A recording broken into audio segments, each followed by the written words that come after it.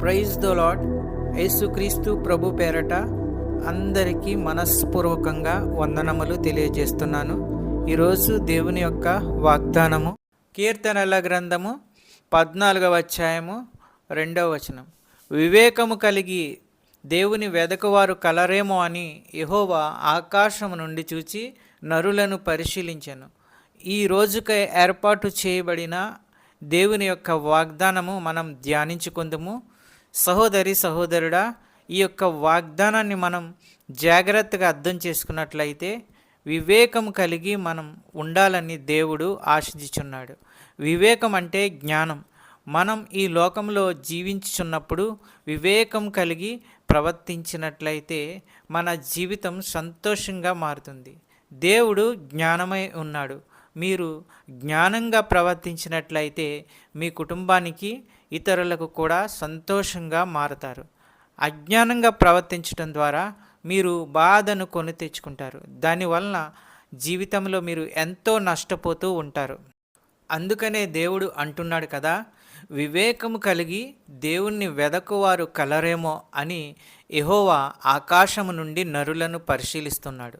మనము ఆయన యందు దృష్టి ఉంచినట్లయితే వివేకం అనేది జ్ఞానం దేవుని వద్ద నుండి వస్తుంది. ఈ లోక సంబంధించిన జ్ఞానం మనకి దుఃఖాన్ని కలుగజేస్తుంది, నష్టాన్ని కలుగజేస్తుంది, శాపాన్ని కలుగజేస్తుంది. దేవుని యొక్క జ్ఞానము ఆయన యందు భయభక్తులు కలిగి జీవించడం, దేవుడు ఉన్నాడని నమ్మడం, విశ్వాసం కలిగి జీవించడం మనకు ఎంతో అవసరం. మనం దేవుని యందు భయభక్తులు కలిగి ఉంటే దేవుడు మన మీద దృష్టి ఉంచి రక్షిస్తాడు. నీ జీవితం ఆశీర్వాదకరంగా మారుతుంది. అనేక మందికి నీవు ఉపయోగకరంగా ఉంటావు, సంతోషకరంగా ఉంటావు. అలాంటి జీవితం ప్రతి ఒక్కరికి కావాలి, మనకు కూడా కావాలి. అందుకనే దేవుని యందు భయభక్తులు కలిగి జీవించటం వలన నీవు అన్ని విషయాల్లో అభివృద్ధి పొందుతావు. నీకు నెమ్మది, సమాధానం దొరుకుతుంది. అపవాది వలలో చిక్కబడకుండా మనం తప్పించుకోగలం. అది దేవుడిచ్చే జ్ఞానం వల్లనే సాధ్యమవుతుంది. కీర్తనలు 19వ అధ్యాయము 7 ప్రకారము యెహోవా ఇచ్చిన ఉపదేశము లోపము లేనిది, అది ఆత్మకు జీవం తెస్తుంది. యెహోవా శాసనాలు నమ్మతగ్గవి, అవి మందబుద్ధులను తెలివైన వారుగా చేస్తాయి. దేవుని వాక్కు మన పాలిట తిరుగులేని జ్ఞాననిధి. వాక్కును నమ్మి మన హృదయాల్లో స్వీకరించి ధ్యానించుకుంటూ దాని ప్రకారం చేయాలి. సామెతలు గ్రంథము 2వ అధ్యాయము 2 ప్రకారము జ్ఞానమునకు నీవు చెవియొగ్గి హృదయపూర్వకముగా వివేచన అభ్యసించిన ఎడల, తెలివికై మొర్రపెట్టిన ఎడల, వివేచనకై మనవి చేసిన ఎడల, వెండిని వెదికినట్లు దానిని వెదికిన ఎడల, దాచబడిన ధనము వెదకినట్లు దానిని వెదకిన ఎడల, యెహోవా యందు భయభక్తులు కలిగి ఉండుట ఎట్టిదో నీవు గ్రహించెదవు. దేవుని గూర్చిన జ్ఞానము నీకు లభించును. యెహోవాయే జ్ఞానమిచ్చువాడు, తెలివియు వివేచన ఆయన నోట నుండి వచ్చును. చెప్పబడిన వాక్యము దేవుడు మనందరి జీవితాల్లో ఆశీర్వదించునుగాక.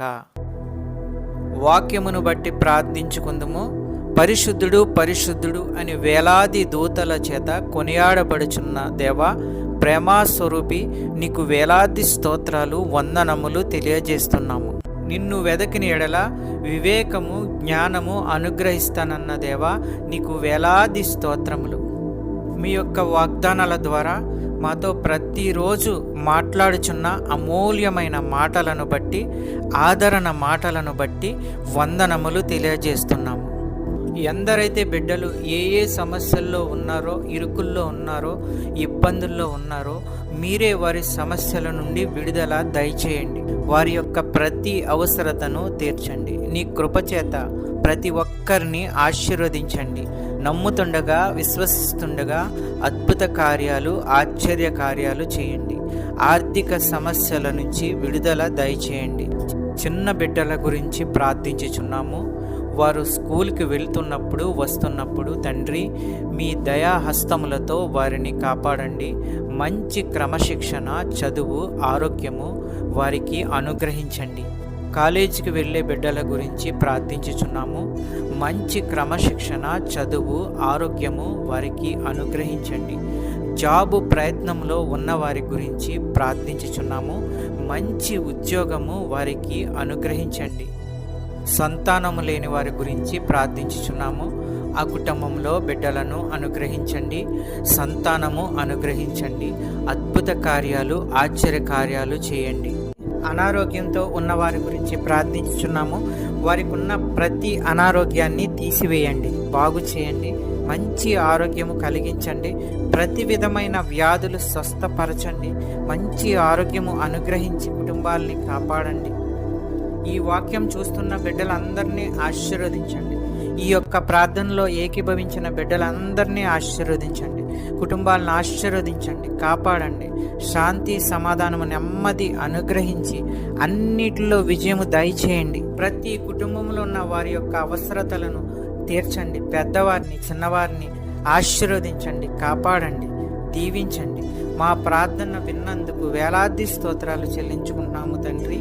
యేసుక్రీస్తు ప్రభు పేరట అడుగుచున్నాను తండ్రి, ఆమెన్. ఈ యొక్క వాక్యములు షేర్ చేయండి, సబ్స్క్రైబ్ చేయండి, లైక్ చేయండి. దేవుని సేవలో పాలిభాగస్తులు అవ్వండి. మీకు అందరికీ వందనాలు తెలియజేస్తున్నాను.